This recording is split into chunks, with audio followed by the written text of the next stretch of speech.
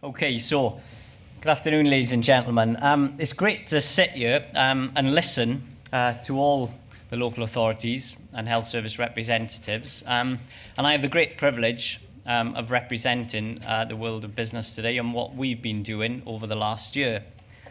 So let's kick off. A year ago, a collective commitment was made by many of the major employers across the capital towards a vision of creating a campaign week that we would use as a catalyst for engagement, to kickstart engagement with the executives, managers, employees, suppliers and contractors that work for and on our behalf.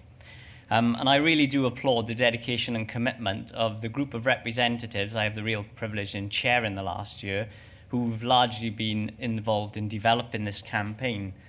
And it's remarkable when you look at what we've achieved in such a short space of time and the organisations that have signed up and engaged and got involved. 14 organisations, and between us we employ several 100,000 that work in and living across the capital. What's been most encouraging is the spirit, I suppose, of openness and collaboration between those organisations and the representatives towards sharing best practice to enable us all to learn. That's enabled us to create the campaign literature that is not being prescriptive in any way, because you can't, given the scale of some of these companies. So allowing it to be flexible enough to be shaped for that organisation to focus on the particular areas that they need to was our overriding principle from the outset. Now, there's no way in 10 short minutes I can sum up the volume of what's going on during this week.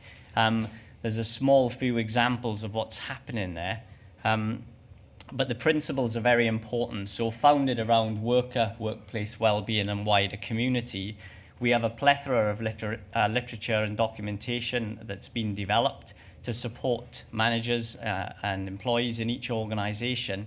And really what we've done is made it acceptable during this week for people to engage and do something. Some employers are doing more than others. However, the reality of making it acceptable is very, very important to us. If we take some of what's happening, I think, this for us at Thames Water, this is the second year we've had personal medical assessments offered to all our employees that work for us. So we've moved from the boundaries of just senior managers being offered that service as a result of their package to all employees being given access to professional health advisor every year, which is a real step forward. And many of the other employers are using that as an example towards how they develop their own health strategies as well. The illustrative stories are really important. It's the feedback post the week campaign that we will receive where people have changed their lives. Last year, I was fortunate enough to chair the health group for the Water UK as well, where we run the Water Wellbeing Week across the UK, and the story up there of one of our employees at Thames who changed her life as a result of that week. There's various newsletters and promotional literature, but the other thing I do want to mention is the Halt for Health stand down. It's remarkable. So we have all committed to 30 minutes where at some point during this week every manager will engage with their employees and have a conversation around health and well-being. We produced the template presentation that will help steer that, and only walking out of my office yesterday I saw several groups getting together to have that conversation, and that's very powerful when you think how you change organisational culture around health and well-being. It's those initial conversations that go a long way. There's charity competitions involved, but again, I can't do it justice just stood up here in a short space of time. I would draw your attention to the website that's been created. IOSH, the Institute of Safety and Health, many of us are members of, has supported development of that website, and I'm really grateful to them for hosting that, where all the organisations are on there and the resources that we've created. So we leave that legacy. And finally, I would like to again thank everybody for their support. Many of my friends now are in the room. We've gone beyond peers and colleagues to friends. We've worked hard over the last year towards helping and supporting this campaign. And I believe it's only the start. the week is the catalyst for the engagement. And I believe in the coming year, we're already talking about how we connect the other capital cities across the UK and beyond towards perhaps having a UK Health and Wellbeing Week next year. Thank you very much.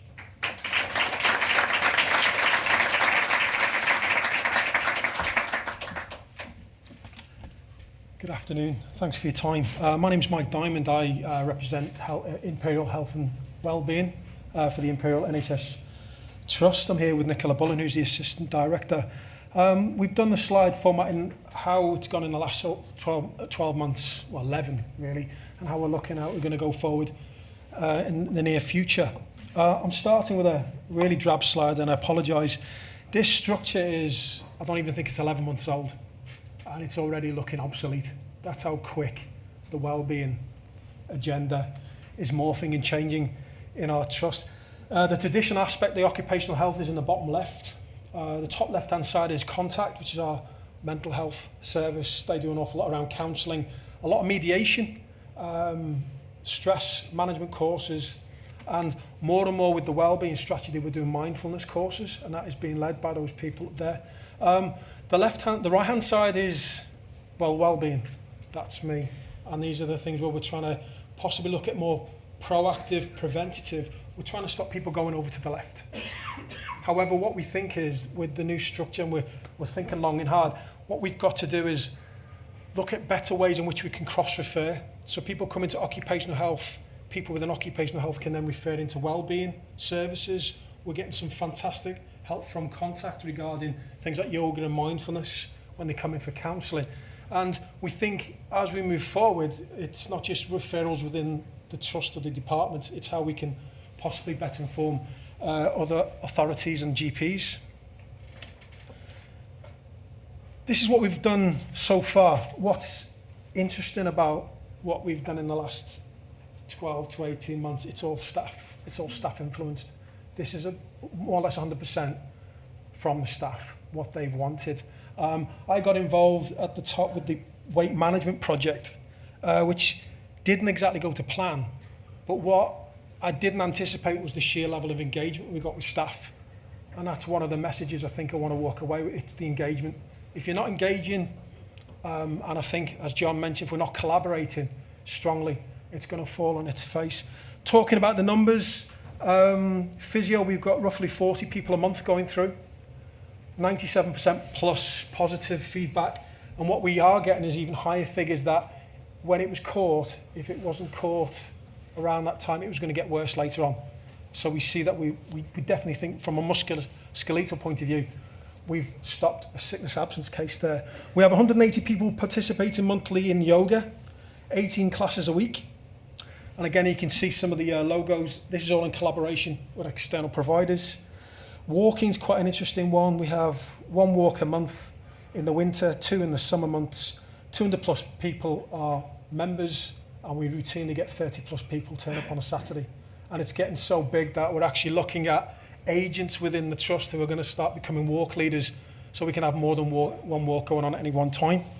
Bicycle user group, 300 plus members. And we've got 100 plus staff quit smoking in the last 12 months. And the latest addition to that is the mindfulness course, which is an 8-week program, 1 hour a week. And we're doing that on a rolling basis. And that is proving very popular. What we've done, what we started with, we're looking, one of the big ways in which we get people in, and it was quite a successful part of the weight management, it's the social media. We can't get away from it. It's a fantastic tool to a point.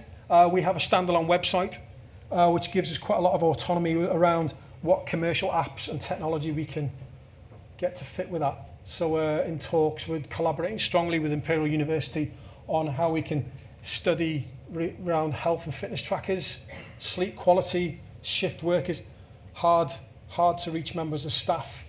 And it's interesting, it's all mobile optimized. But it's only part of the solution. Again, a huge part of it is the interaction. We have, in the last 18 months, run 3 health and wellbeing weeks. We get over 2,500 people rock up. The Curries are a big draw. But we've got health checks, flu jabs, we've got yoga, we've got just basically people can put a face to a name. So we're moving away from the email, the poster format. It's just faces, staffing tables, getting involved with the members of the staff. And these are the plans for the future. Again, all of it is coming from feedback from staff. This is what they'd like to see. One of the big issues, we've got to look at how we fund it, which is a question, and I think some people in the room I'd really like to talk to, because we know it's got to be break even. One of the caveats we put to staff, we will try anything once, but it's got to break even. That's the only thing we want to do. But however, we don't know in the future if it's making a small loss, so be it. If it's massively popular, what the hey. Exercise referrals are something we're looking for staff initially. We are growing that to patients at the trust, and then by wider remit might be asking, we might be approaching GPs and say, do you want to do exercise referrals to us, as we've just acquired some gymnasium space.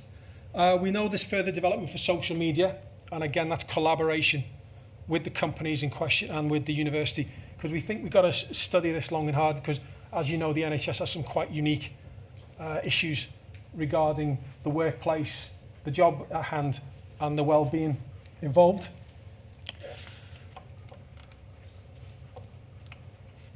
And I just wanted to put this up because the plans for the future I don't think really communicate what our ambitions are.